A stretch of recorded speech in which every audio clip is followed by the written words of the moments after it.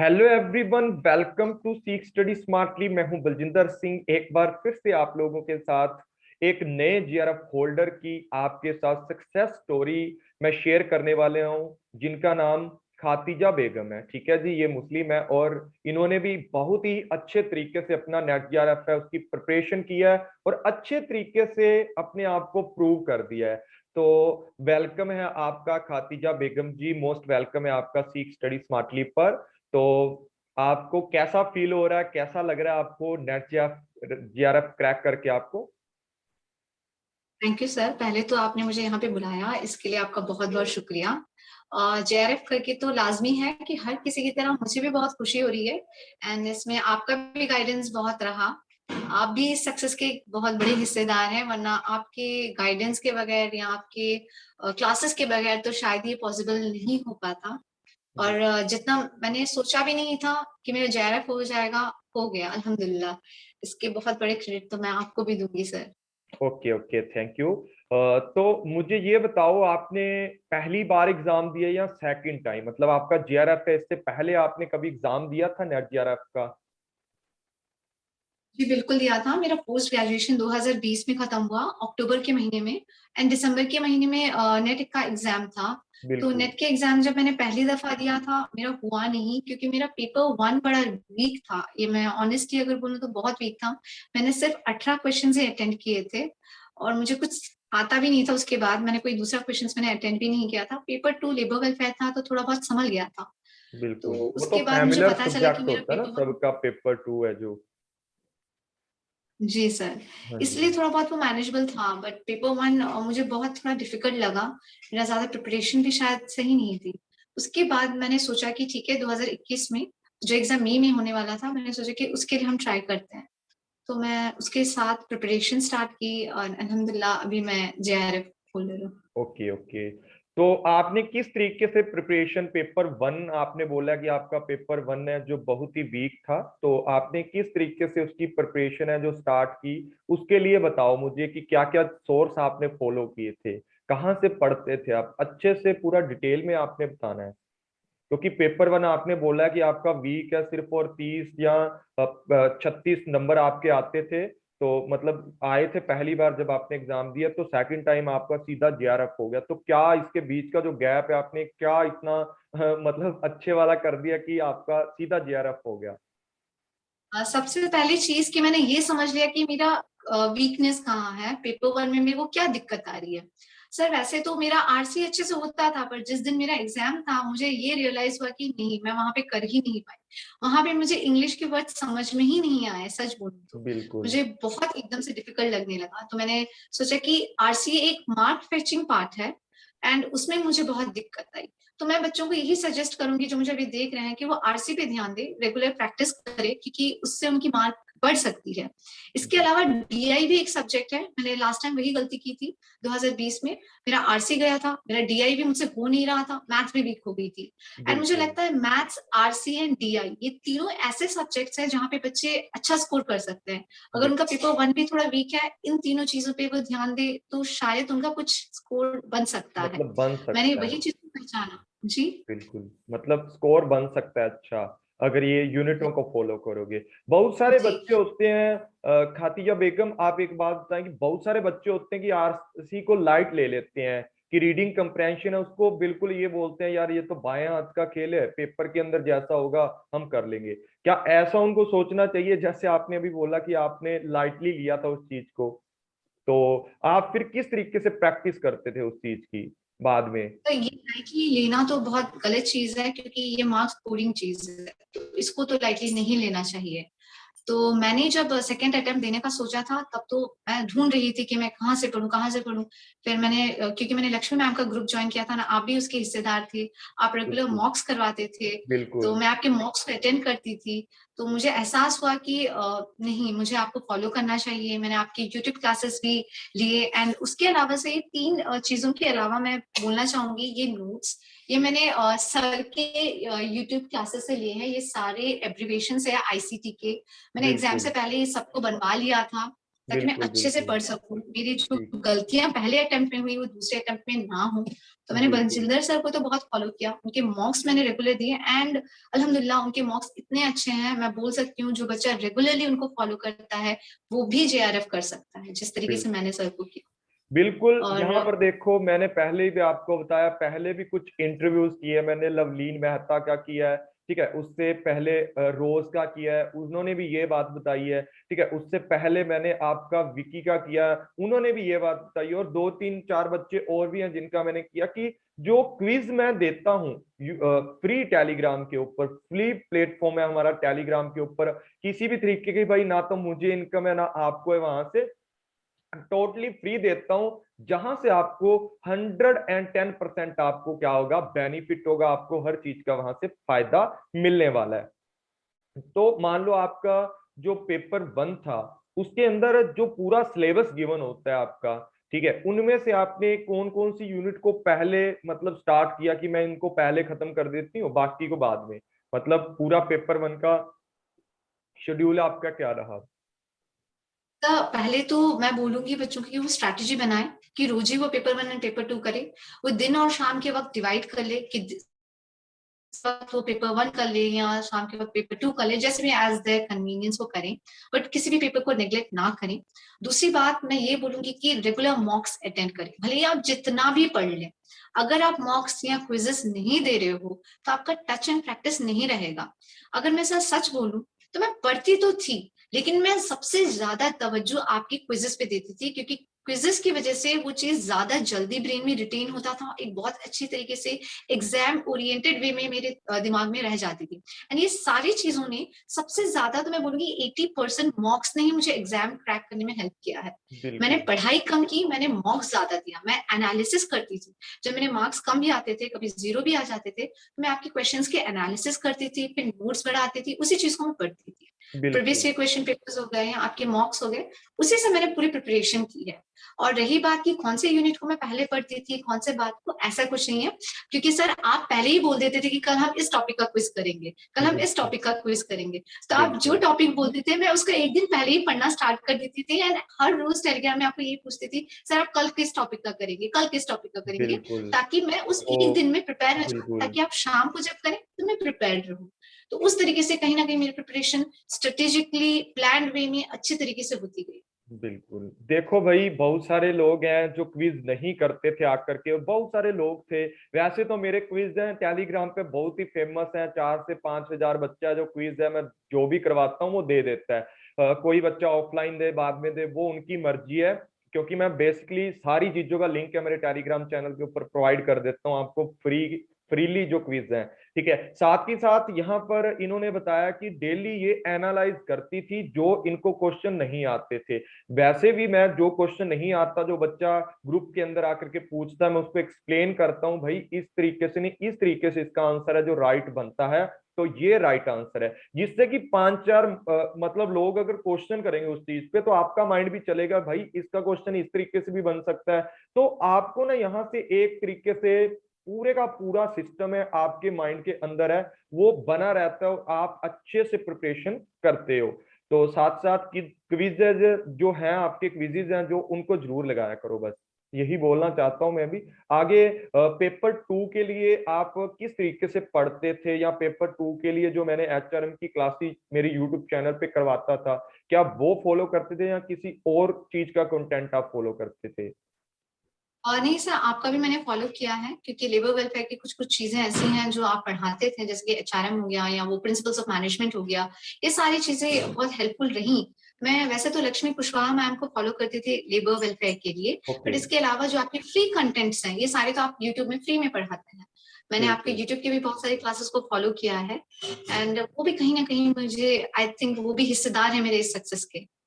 बिल्कुल। एंड मैं और एक चीज बोलना चाहूंगी, फॉर एग्जाम्पल किसी भी बच्चे का एग्जाम मान लीजिए बाद में है या कभी भी है, अगर आपसे पहले किसी दूसरे सब्जेक्ट का एग्जाम हो रहा है और अगर आप पेपर वन में वीक हैं, तो मैं ये जरूर बोलना चाहूंगी कि आप देखिए कि आपसे पहले जिन बच्चों का एग्जाम है उन उन बच्चों के एग्जाम में पेपर वन में क्या क्या क्वेश्चन आए थे। ये बिल्कुल तो नहीं है कि वही क्वेश्चन आएंगे, बट हो सकता है कि आसपास उसी सब्जेक्ट कोई क्वेश्चन समझ आते गया, हैं उनका मतलब स्कूल बनता है। उसी एरिया के तो आसपास के क्वेश्चन पूछे जा सकते हैं, मतलब जैसे आईसीटी का फुल फॉर्म पूछा है, एब्रीविएशंस पूछे हैं, तो नेक्स्ट एग्जाम के अंदर कुछ वैसा ही रिलेट पूछ लिया जाता है। तो इस बार तो मैंने बहुत ही अच्छे से पेपर हैं जो सारे के सारे एनालाइज किए थे, जिसके अंदर बहुत सारी बच्चों को हेल्प भी हुई थी। और आईसीटी की तो मैंने बहुत ही अच्छे से 8 घंटों वाली मैराथन करवाई थी बच्चों को, और बहुत ही फायदा हुआ था उससे। तो आप ये बताओ कि कितने घंटे आप स्टडी करते थे, या बच्चों को कितने घंटे बोलोगे कि स्टडी करो, इसके बारे में बताओ। तो सबका तो अपना अपना तरीका होता है। मैं तो ऐसे किसी को नहीं बोलूंगी आप 10 घंटा 12 घंटा बैठ के पढ़ो। और जब मैं पढ़ती थी तो ऐसा कोई टाइमिंग नहीं रखती थी कि मुझे इतना घंटा पढ़ना है, ऐसा पढ़ना है। अगर मैंने एक चीज पढ़ाई की है और मुझे लगता है कि मेरे को आज ये खत्म करना है, अब वो कितना भी देर हो या कितना भी जल्दी हो, मैं कर लेती थी।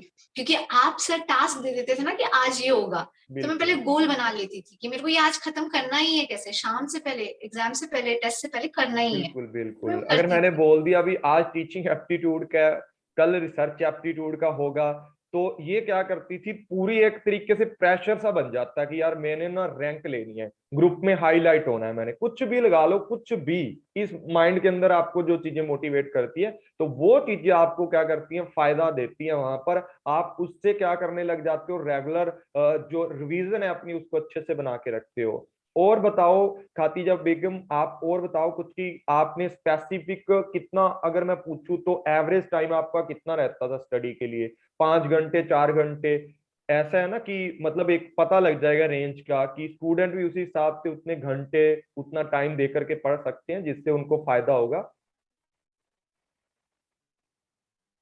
मैं तो पहले तो ये बोलूंगी, आप अपनी कन्वीनियंस में पढ़े। ऐसा कोई प्रेशर नहीं है कि कोई 5 घंटा पढ़ रहा है, कोई 10 घंटा पढ़ रहा है तो हम भी 5 या 10 घंटे पढ़े। हर किसी की अपनी अपनी स्ट्रेस लेने की क्षमता होती है, कोई कितना क्या ले सकता है।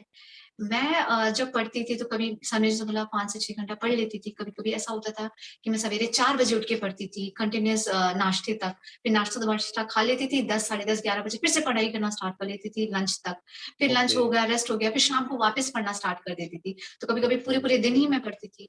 कभी कभी मैं वीकेंड्स को ब्रेक पूरी तरीके से ले लेती थी ताकि मेरा माइंड थोड़ा स्ट्रेस फ्री हो जाए। और सर भी कभी कभी ब्रेक दे देते थे, बोल बिल्कुल। मैं देते थे कि कभी आज कभार नहीं। क्विज नहीं करवाता था बीच में, ताकि मतलब मौज करो, मैं बोल देता था बच्चों को कि जाओ मौज करो, आज आपका क्विज नहीं होने वाला।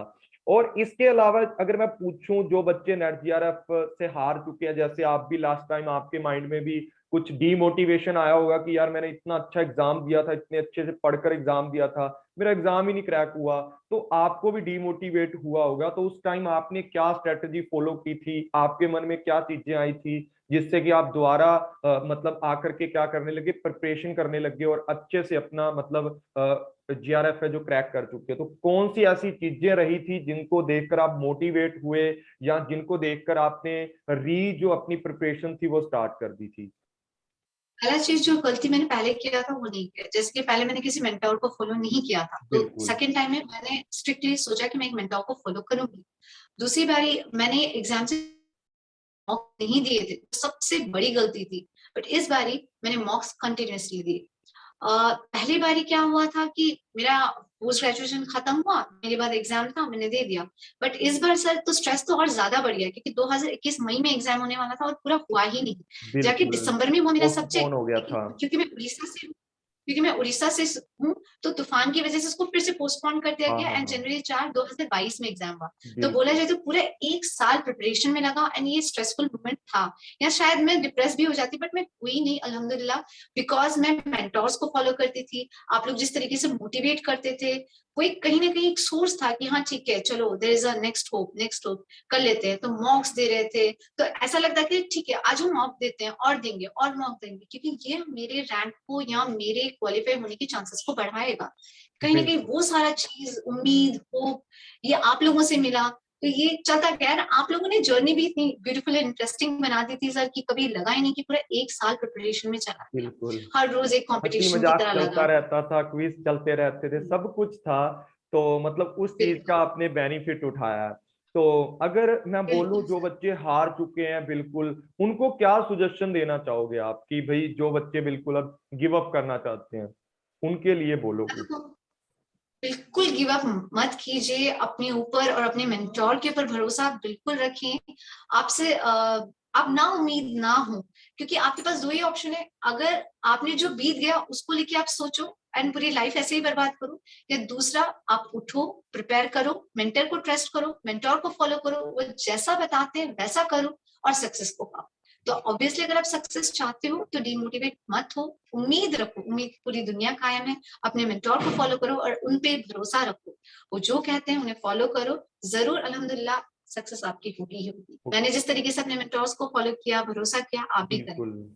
आप मतलब एक स्पेसिफिक ये बोलना चाहते हैं कि ही नाव के ऊपर पैर रखो, मतलब बहुत सारी नाव के ऊपर पैर मत रखो। कईयों का होता है कि अभी हमारा पीछे इंटरव्यू था रोज के साथ, तो उन्होंने बताया कि मैं तो सबसे देख लेती थी, लेकिन एंड ऑफ द जब मेरी ये लगता था कि रात के 9 बजे मेरा क्विज होता है, बलजिंदर सर के ग्रुप में मैं आ जाती थी, चाहे कुछ भी कर रही हूँ, वो भी एक कंसिस्टेंसी है कि एक मेंटर को फॉलो करना। उन्होंने भी ये बताया था, लेकिन उनका ये मतलब नहीं था कि भाई सबको फॉलो करते रहो, कंसिस्टेंटली आपको एक के ऊपर ही टिका रहना है। ट्रस्ट की अगर खातीजा बेगम ने बोला है कि ट्रस्ट की बात की है उन्होंने, ट्रस्ट अपने मेंटर के ऊपर रखना। जितना आप भगवान पे ट्रस्ट रखते हो उतना अपने मेंटर पे रखना, जिससे भी पढ़ रहे हो। मैं ये नहीं बोल रहा स्पेसिफिकली सग्गू सर ही आपको पढ़ाएंगे, बलजिंदर सर ही आपको पढ़ाएंगे सब कुछ, नहीं भाई, मेरे अलावा और भी बहुत सारे महारथी बैठे हैं यहाँ पर, बहुत अच्छा मतलब टीच करते हैं, आप उनको भी देख सकते हो। पर जो मेरा अब की बार का रिजल्ट रहा है, 30 बच्चों तक का जो नेट क्लियर हुआ है, ठीक है, मेरा एक हिसाब से पीछे वाले एग्जाम था पोस्टपोन ही हो चुके थे, इस एग्जाम के अंदर बहुत ही अच्छा रिजल्ट बच्चों ने ला करके दिया है। और मुझे भी प्राउड फील होता है कि मैंने जिनको पढ़ाया है वो आज मेरे सामने बैठ करके बोल रहे हैं कि सर आपने ये करवाया वो करवाया, इससे हमारा फायदा हुआ। तो ये सारी बातें हैं, अच्छी लगती हैं इनकी जो सक्सेस स्टोरी है। तो इसीलिए मैंने सोचा अब की बार चाहे नेट वाले बच्चे हैं चाहे जेआरएफ वाले बच्चे हैं, दोनों को हम लोग क्या करने वाले हैं, दोनों की सक्सेस स्टोरी डालेंगे। और ये भी आपका जेआरएफ लेकर आई है सेकंड टाइम के अंदर, पर इन्होंने हार नहीं मानी। गिव अप तो ये भी कर सकते थे कि यार मेरा तो कुछ हुआ ही नहीं है, ठीक है, सारे के सारे 30-36 नंबर आए मेरे पेपर 1 में, तो वो चीजें मैटर कभी नहीं करती। मैटर करता है आप कितनी मेहनत करते हो, कितनी प्रैक्टिस करते हो, कितना अच्छे से उस चीज को क्या करते हो, अपने साथ लेकर के चलते हो। तो और कुछ बोलना चाहते हो जो आपकी प्रिपरेशन के अंदर मोस्ट इंपॉर्टेंट रहा हो, जिससे कि बच्चे आने वाले जो स्टूडेंट्स हैं वो अच्छे से प्रिपरेशन कर पाए? देखिए, जैसे कि सर ने कहा कि बच्चे लोग जब प्रिपरेशन करते हैं तो ऐसा होता है कि बहुत बार भटक जाते हैं। कोई बच्चा कहता है कि इसको फॉलो करो, कोई बच्चा कहता है इस बुक को, बुक भी ऐसे ही होता है ना, इस बुक को फॉलो कर देना, उस बुक को फॉलो कर देना, इस मेंटर को कर देना, उस मेंटर को कर देना। तो बच्चे at the end of the day, मेरे भी पहले पहले ऐसे ही होता था कि मैं सबको फॉलो करती थी और लास्ट में मुझे खुद के लिए टाइम नहीं मिलता था कि मैं खुद पढ़ाई भी नहीं कर पाती थी। फिर मैंने डिसाइड किया कि मैं फॉलो करूंगी तो किसी स्पेसिफिक टाइमिंग पे किसी स्पेसिफिक टीचर को फॉलो करूंगी, ताकि उनके साथ साथ मैं चलूं, उनके साथ साथ मैं प्रिपेयर करूं, ताकि मेरा प्रिपरेशन और बेटर हो। और अल्हम्दुलिल्लाह उसी तरीके से मेरा प्रिपरेशन भी बहुत बेटर होता गया। मैंने कंसिस्टेंटली प्रिपेयर किया, एक दो जन को ही फॉलो किया, उनकी बातों को स्ट्रिक्टली माना। अगर आप मॉक्स देना चाहते हैं तो सर के मॉक्स दें, बिल्कुल दें, रेगुलर दें, क्योंकि सर बहुत अच्छा मॉक्स कराते हैं। इसके अलावा आप कोई एक्स्ट्रा मॉक्स भी देना चाहते हैं, जैसे कि मैंने एक बुक फॉलो की थी सर के मॉक्स के अलावा, वो है ये ट्रूमैन का, sorry KVS Madan, I am KVS so Madan sorry, sir का, केवीएस, जी, बिल्कुल भाई, केवीएस ठीक है। मदान को भी मैंने हाँ, फॉलो। कर सकते हो भी, केवीएस मदान सर की बुक है ना, बहुत ही अच्छी है। मैंने पहले भी प्रेफर किया आप लोगों को, ठीक है, किसी दिन मतलब सर को भी मिलवाएंगे आपके साथ। तो वो सारी अगर मैं बात करूं तो केवीएस मदान सर की बुक से भी आप लगा सकते हो। देखो मैंने भी खुली छुट्टी दे दी है सब बच्चों को, जब भी मैं पढ़ाता हूं भाई देखो, कंटेंट पढ़ लो कंसिस्टेंसी से, एक टीचर से, मॉक जिस मर्जी टीचर का लगाओ, ठीक है ना, मॉक जहां से दिल करता है वहां से लगाओ, जहां आपका दिल बैठता है कि ये टीचर अच्छा पढ़ा रहा है, ये मतलब एक्सप्लेन करके पढ़ा रहा है, ये दिमाग में बातें डलनी चाहिए, एनालाइज करके जो टीचर पढ़ाता है आपको मॉक्स वगैरह वहां से लगाना बहुत ही अच्छा रहता है, ताकि आपको हर कंसेप्ट की क्लैरिटी बनी रहे, वैसा क्वेश्चन अगर दोबारा आए आपका कभी भी गलत ना हो। तो और बताए आपकी मतलब किस तरीके से आगे आपकी, मैं तो शुभकामनाएं देना चाहता हूं आपको कि आपका नेट जीआरएफ क्रैक हुआ है और इसी तरीके से आप बुलंदियां छुएं आगे भी। और जाते जाते आप एक बात और बता दें बच्चों को कि जैसे मतलब कंसिस्टेंसी आपने मेंटेन की है, बच्चे कैसे मेंटेन कर सकते हैं उस कंसिस्टेंसी को, कि एक ही टीचर को मान के चलना, उनको फॉलो करना। तो मतलब कुछ बच्चे बोलते हैं कि बोरिंग सा लग जाता है कि उस टीचर को फॉलो कर लो, उससे इससे उनका मनोरंजन सा भी बना रहता है, नए लोग भी मिलते रहते हैं। तो आप क्या कहना चाहोगे कि एक बंदे को, एक टीचर को किस तरीके से हम लोग फॉलो कर सकते हैं? तो उसके लिए कुछ बताएं ताकि बच्चे भी एक टीचर के ऊपर डिपेंड रह करके अच्छे से पढ़ें। देखिए, अगर आप एक टीचर की पढ़ाई पसंद कर रहे हैं तो ये लाजमी है कि आप उसी को फॉलो करेंगे। इसके अलावा अगर आप कोई दूसरे टीचर को फॉलो करते भी हैं तो आपको एक टीचिंग स्टाइल का डिफरेंस पता चलेगा। आपको जिसकी टीचिंग स्टाइल अच्छी लगेगी, लाजमी है आप अपने आप उन्हीं को फॉलो करेंगे। और बिल्कुल जैसे कि जिंदर सर की ग्रुप में मैं थी, जैसे सर क्विजेस करवाते थे, एक बेस्ट चीज जो होता है इन सारी, मतलब जो सर ने एटलीस्ट एक ये किया था कि आपको क्विज में कोई डाउट आता है, आप सर से पूछते सर इसका आंसर ये कैसे था, एंड सर इमीडिएटली उसको रिप्लाई करते कि देखो बच्चा ऐसे नहीं ऐसे। तो ऐसा लगता है कि कोई हमें 1-to-1 पढ़ा रहा है, कोई हमें 1-to-1 बता रहा है। सर की यूट्यूब चैनल में भी आप अगर लाइव क्लासेस जाएंगे और वहां पे आप अपने डाउट्स को क्लियर करेंगे, सर उन मैसेजेस को पढ़ते हैं और फिर आपको डाउट क्लियर करवाते हैं। तो ये ऐसा किसी प्राइवेट ट्यूशन से कम नहीं है जो आपको फ्री में मिल रहा है। और जो बिल्कुल टीचर आपको इतना इंटरेक्टिव मौका दे और इतने ये करे, तो आई डोंट थिंक सो कि आपको कभी ऐसा लगेगा कि मैं इसको या उसको फॉलो करूँ। आप अपने ऑटोमेटिकली एक पर्टिकुलर टीचर को फॉलो करेंगे क्योंकि उनकी टीचिंग स्टाइल, उनका पढ़ाने का तरीका, सब कुछ आपको पसंद आएगा। बिल्कुल बिल्कुल और जो टीचर एक बच्चे को दिल को समझ जाए, उसके दिमाग को समझ जाए, उनको एक रास्ता दिखाए, तो वो बच्चा क्यों उस टीचर का हाथ कभी छोड़े। बिल्कुल यही बात है कि आप अच्छे से अपनी प्रिपरेशन करोगे तो ऐसे टीचर को फॉलो करो भाई, जहां से आपको एक सिंगल क्लास भी समझ आ रही है ना, वहां से समझने की कोशिश करो। और ऐसा मत देखो कि यार आगे वाली क्लासेस कैसे पढ़ूंगा, मैं क्या करूंगा, इतनी सारी क्लासेस हैं। भाई डेली डेली थोड़ा थोड़ा करते जाओ। और जैसे होता है ना, ये दीवारें बनाते हैं हम, छोटी छोटी ईंट ही लगती है उनको, छोटी छोटी ईंट लगती जाती है, एक दिन महल बन जाता है वही। ठीक है ना, वही उसके ऊपर चुबारा डाल देते हो, सब कुछ बना लेते हो। ठीक है ना, उनको ही आप उसी तरीके अपने अंदर भी एक कंस्ट्रक्शन कर सकते हो, एक अंदर अपने खुद के जो प्रिपरेशन कर रहे हो उसको स्टेप बाय स्टेप करोगे तो आपके अंदर भी एक दिन जो आपका जीआरएफ है उसका चुबारा खड़ा हो जाएगा, और आप प्रूव करके दिखा दोगे पूरी दुनिया को कि किस तरीके से आप इस चीज को मतलब करके बैठे हो।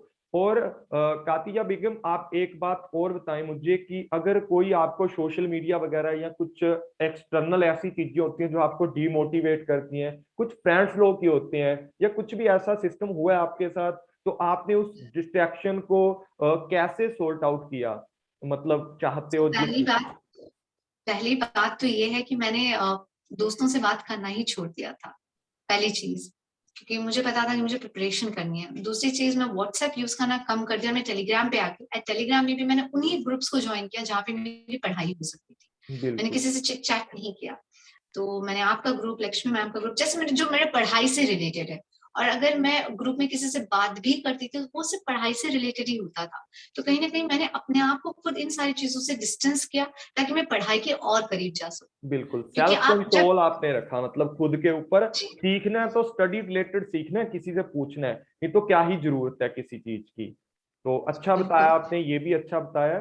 तो जो आपका ओ। और एक चीज हाँ जी। और एक चीज मैं बोलना चाहूंगी, जैसे कि आपने इससे पहले रोज का नाम लिया, जिस आपने बिल्कुल जिनका इंटरव्यू लिया है, एंड आई रिमेम्बर कि वो भी आपके टेलीग्राम चैनल पे क्विजेस देती थी, मैं भी देती थी।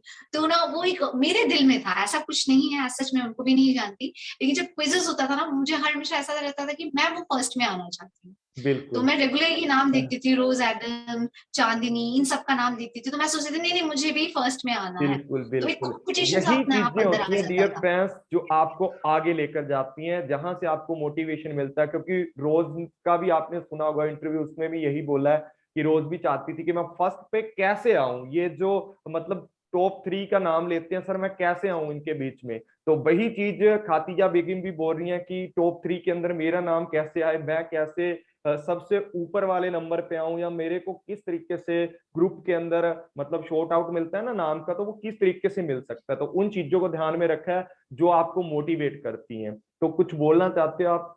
और तो सर ये क्विजेज ही है जो आपको अल्टीमेटली हेल्प करेंगे, क्योंकि मेरा एग्जाम मैंने जो सेंटर लिया था उस सेंटर से 200 किलोमीटर से ज्यादा दूर था, वो मुझे और एक जगह जाना पड़ा था।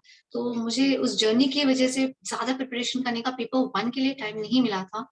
पर मैं सच बोलती हूँ सर, ये जो क्विजेज ही थे, वहां पे बैठ के ना मुझे उस क्विजेज ने ही हेल्प किया। मैं वहां पे गॉड को थैंक कर रही थी कि मैंने ये मॉक्स क्विजेज और ये बुक से भी, जो मदान से भी मैंने जो क्विज लगाए थे, ये सब कुछ मेरा हेल्प किया। क्योंकि लास्ट मोमेंट में आपका प्रेशर रहता है कि आप पेपर 2 भी रिवाइज कर ले पूरा 10 का 10 यूनिट, पेपर बिल्कुल। 1 भी 10 का 10 यूनिट कर ले, तो ये पॉसिबल नहीं हो पाता। अगर मैं पूछूं तो पेपर 2 के जो आपने क्या लगाए हैं, जो क्वेश्चन लगाए हैं, वो कितने लगाए थे आपने पेपर 2 के अंदर? सब पेपर 1 एंड पेपर 2 का तो कोई हिसाब ही नहीं है। मैंने पूरे एक साल में जितने क्विजेस हुए, कितने मॉक्स हुए, सबको दिया। मैंने कभी हिसाब नहीं किया। मैंने बोला वो बेहिसाब रहे ताकि मेरा जेआरएफ हो जाए। बिल्कुल। पर मैंने उम्मीद रखा था कि मेरा जो नेट होगा, मैंने अभी कभी नहीं आपको सोचा खुशी था है, कि आपके चेहरे पर जो खुशी झलक रही है वो भी बेहिसाब है, क्योंकि आपने बेहिसाब मेहनत की है। तो बहुत ही अच्छा, मतलब इन्होंने बताया सारी की सारी जो स्ट्रेटजी है, जिस तरीके से आप भी क्विजीज का यूज कर सकते हो। मोस्टली जो अब की बार मेरे को देखने को मिला वो सब सारा क्रेडिट जो मैं क्विजीज बना रहा था उनके ऊपर दिया जा रहा है बच्चों का, और जो क्लासेस मैं यूट्यूब के ऊपर फ्री पढ़ा रहा था, चाहे वो टीचिंग एप्टीट्यूड है, रिसर्च एप्टीट्यूड है, चाहे आईसीटी है, कुछ भी है, तो सब बच्चे यही बोल रहे हैं कि साथ में हम लोगों ने क्विजिज बहुत ही अच्छे से किए थे। क्विजिज मैं रेगुलर बेसिस पे आपको करवाता था। देखो पागलपंथी भी नहीं करनी यहाँ पर कि आपको डेली का 200-300 क्विजिज लगाते रहना है, वो भी नहीं करना। सिर्फ 30 से 20, 40, बस 50, बस इतने क्वेश्चन आप कर लोगे ना, तो दैट इज सफिशिएंट मेरे हिसाब से। ये सफिशिएंट थोड़ा है अगर। थोड़ा रोज कर, हाँ जी। थोड़ा थोड़ा रोज करें। हाँ बिल्कुल। वो बोलते हैं ना बूंद बूंद से सागर भरता है, तो वही बात यहाँ पर बोल रहे हैं। तो बहुत ही अच्छा लगा आपसे बातचीत करके। आपने अपने सक्सेस के बारे में बताया, आपने शेयर किया कि इस तरीके से मैंने सारी का सारा सिस्टम किया और इस तरीके से मेरा जो नेट जीआरएफ है वो क्रैक हो गया। पहली बार इनका मतलब कुछ भी नहीं था, नेट भी नहीं था, जीआरएफ भी नहीं था, लेकिन सेकंड टाइम इन्होंने इतनी कड़ी मेहनत की। इन्होंने बोला बेहिसाब जो क्विजीज है मेरे वो लगाए हैं, जिससे इनको बहुत ही ज्यादा बेनिफिट हुआ है। तो भाई क्विजीज के लिए मैं मिनी मॉक स्टार्ट करने वाला हूँ। उनको जरूर ज्वाइन करना, जो जो बच्चा अच्छे से प्रिपरेशन करना चाहता है, चाहे पेपर 1 की या चाहे पेपर 2 की है, ठीक है, अच्छे से प्रिपरेशन करना चाहते हो, आगे बढ़ना चाहते हो, तो पेपर 1 एंड पेपर 2 दोनों के जो मॉक्स हैं, दोनों के जो क्विजेस हैं आपको मिलने वाले हैं। तो डियर फ्रेंड्स, उस चीज के लिए मैं बोलना चाहता हूँ कि वो चीजें आपको डेली ज्वाइन करनी ही पड़ेंगी, तभी आपका बेनिफिट होगा। तो बहुत बहुत बधाई हो आपको जाते टाइम भी भाई, इनके लिए बहुत ही ज्यादा इन्होंने अच्छे से आपको चीजें बताई हैं। इसके लिए आप कमेंट करके इनको कॉन्ग्रेचुलेशन बोलना, बधाई इनको देना, और इनके साथ खुशी बांटना, ताकि आने वाले टाइम के अंदर वो बोलते हैं ना, कर भला हो भला। इन्होंने अच्छी अच्छी बातें बताई हैं अपनी प्रिपरेशन की, और आप उन बातों को कैप्चर करना, अपनी प्रिपरेशन के अंदर लेकर जाना, ताकि आप आने वाले नेट जीआरएफ के अंदर आपके नाम के आगे भी नेट या जीआरएफ लगा हो, जिससे आपकी और फैमिली वाले सर भी खुश लास्ट हों। हाँ जी। मैं बोलिए एक बात बोलिए। बोलना चाहूंगी लास्ट में। इंडियन लॉजिक ये भी एक चीज है जो बच्चे छोड़ देते हैं। बिल्कुल। इंडियन लॉजिक के बारे में आप बता रहे हो कि बच्चे छोड़ देते ये भी हैं। अच्छे से काम करे, वो भी मार्क्स को। बिल्कुल, आप एक जी, बार मैंने रिपीट भी कर दें। छोड़ा था फर्स्ट अटेम्प्ट, मुझे कुछ समझ में नहीं आया था। नहीं, एक बार रिपीट कर प्रमाणाजी दें, कुछ समझ क्योंकि में नहीं आपका आया। नेटवर्क का थोड़ा मे बी डिस्टर्ब हो रहा था, तो एक बार कर दें दोबारा रिपीट, लास्ट वाली जो बात है आपकी। मैंने कहा कि इंडियन लॉजिक पे भी ध्यान दे, अगर आपको समझ में नहीं आ रहा है, वो थोड़ा ट्रिकी तो है, तो मेंटोर को सच में फॉलो करे और सिंसियरली उसको प्रैक्टिस करे जब तक आपका वो अच्छे से नहीं होता है। तो बिल्कुल। एक्चुअली जब मैंने पेपर 1 स्टार्ट किया था, मेरा पहला सा टारगेट था कि नहीं, मेरे को पहले इंडियन लॉजिक ही खत्म करना है, क्योंकि वो मेरा सबसे वीक है। मुझे कुछ भी बिल्कुल। समझ में नहीं आ रहा है, तो मैंने बहुत ज्यादा टाइम उसको समझने में दिया। उसके बाद मैं सिर्फ रिवाइज करती थी। तो इंडियन लॉजिक पे भी टाइम दे, क्योंकि उसमें से एक दो क्वेश्चंस कैसे भी बनते ही बनते हैं। अच्छा तो खातिजा लास्ट बेगम, आप एक बात और बता दे जाते जाते कि जो पूरे का पूरा आपका इंटायर सिलेबस था, पेपर 1 का फुल सिलेबस था, उसके अलावा आपने कुछ और किया था, एक्स्ट्रा टॉपिक जिसको बोल सकते हैं, वो आपने फॉलो किए थे या नहीं किए थे, या जो सिलेबस के अंदर दिया वही पढ़ा है आपने बस? हाँ, जो सिलेबस में है वो दिया। उसके बाद मैंने तो कहा मेरा जेआरएफ इसीलिए हुआ क्योंकि मैं ब्लाइंडली मॉक्स एंड पीवाईक्यूज देती थी। क्योंकि हाँ, मैंने कहा ना, मैं एनालाइज भी करती थी। अगर बिल्कुल मेरे को लगा कि ये चीज ऐसी है कि मैंने पढ़ी नहीं है और ये नया कॉन्सेप्ट है, तो मैं आपसे पूछ लेती थी या तो फिर मैं नेट पे सर्च करती थी। बिल्कुल तो बिल्कुल जिसकी वजह से अगर कोई नया कॉन्सेप्ट आ भी गया पीवाईक्यूज या मॉक्स में, तो वो मेरी प्रिपरेशन अपने आप हो जाता था, बिल्कुल क्योंकि ऐसे सही तो बात सिलेबस है। सोचना बड़ा अगर मुश्किल है, आप बहुत एक वास्ट। वर्ड भी, सिंगल टर्म भी अगर मैं बोलूं, आप कोई भी किसी भी क्विज में सिंगल टर्म अगर आपको दिखती है कि नहीं है ना, प्लीज यार, मैं हर बार बोलता हूँ, हर स्ट्रैटेजी के अंदर बताया आपको। मैं खुद बीबीए से टीच कर रहा हूँ, बीबीए में मैंने खुद इतनी गूगलिंग की है ना, आप सोच भी नहीं सकते। 10-10 घंटे गूगलिंग करके बैठता था मैं, लिखता रहता था, कॉपियां भरता रहता था। 10-10 घंटे गूगलिंग की है मैंने। और आपको तो मैंने बोला 30 से 40 मिनट या 1 घंटा गूगलिंग कर लोगे तो आपका काम हो जाएगा। क्योंकि मेरा जो बीबीए मैं कर रहा था मेरे कॉलेज से, तो यहाँ पर बुक्स वगैरह अवेलेबल नहीं थी, सारा काम ही मेरे को गूगल से उठाना पड़ा। तो गूगलिंग बहुत ही अच्छी टेक्निक है, आपको नई चीजें सिखाएगी, आपको नए राह पर लेकर जाएगी। तो फालतू की चीजें नहीं देखनी आपने, गूगल पे कुछ भी सर्च कर लिया, किसी का सॉन्ग सर्च कर लिया, ठीक है, नेहा कक्कड़ क्या कर रही है आज, या मतलब रोहनप्रीत क्या कर रहा है, वो चीजें आपको नहीं देखनी है। ठीक है, आपको सिर्फ और सिर्फ पढ़ाई पे ध्यान देना है। ठीक है, ठीक है ना। पुष्पा मूवी नहीं देखनी कि कभी झुकेंगे नहीं, झुक जाओ भाई, अच्छे से प्रिपरेशन करो। ठीक है, तो वो चीजें आपको ध्यान में रखनी है। तो खातिजा कभी बेगम, रुकेंगे नहीं बोलना चाहिए बच्चों को। बिल्कुल बिल्कुल, ठीक है। तो बहुत ही अच्छे से इन्होंने अपनी स्ट्रैटेजी आप लोगों के साथ शेयर किया, तो बहुत अच्छा लगा होगा आपको भी इनकी बातें सुनकर। और इनको कॉन्ग्रेचुलेशन जरूर बोलना, और इसी तरीके जुड़े रहो सीख स्टडी स्मार्टली 3S से। अभी तो और भी बम फोड़ेंगे, नए नए जो चेहरे हैं जो जेआरएफ वाले आपके सामने लेकर के आऊंगा, जो मेरी क्लासेस देखते थे, क्विज करते थे, जिन्होंने अच्छे से अपने एग्जाम को क्रैक कर लिया, जिनका पहले एग्जाम क्रैक नहीं हो रहा था, 5-5 साल से एग्जाम क्रैक करने के लगे हुए हैं, फिर भी उनका एग्जाम क्रैक नहीं हो रहा था। इस बार एग्जाम उनका क्रैक हुआ है। चाहे वो ऐसा लगा लो कि टाइम फालतू मिल गया, चाहे कुछ भी लगा लो कि उन्होंने अच्छे से प्रिपरेशन की और मेरे साथ रह करके हर चीज को फॉलो किया, तो उनका एग्जाम क्रैक हुआ है। तो इतनी ही बातें बोलकर थैंक यू करना चाहते हैं। और एक बार खातिजा बेगम को सब लोग बधाई जरूर देना और कंग्रेचुलेशन जरूर बोलना। तो thank you all friends, take care, bye bye. मिलते हैं एक नए जीआरएफ चेहरे के साथ, आपके साथ रूबरू कराएंगे कि उन्होंने कैसे अपना नेट जीआरएफ पे क्रैक करवाया। तो thank you all friends, take care, bye.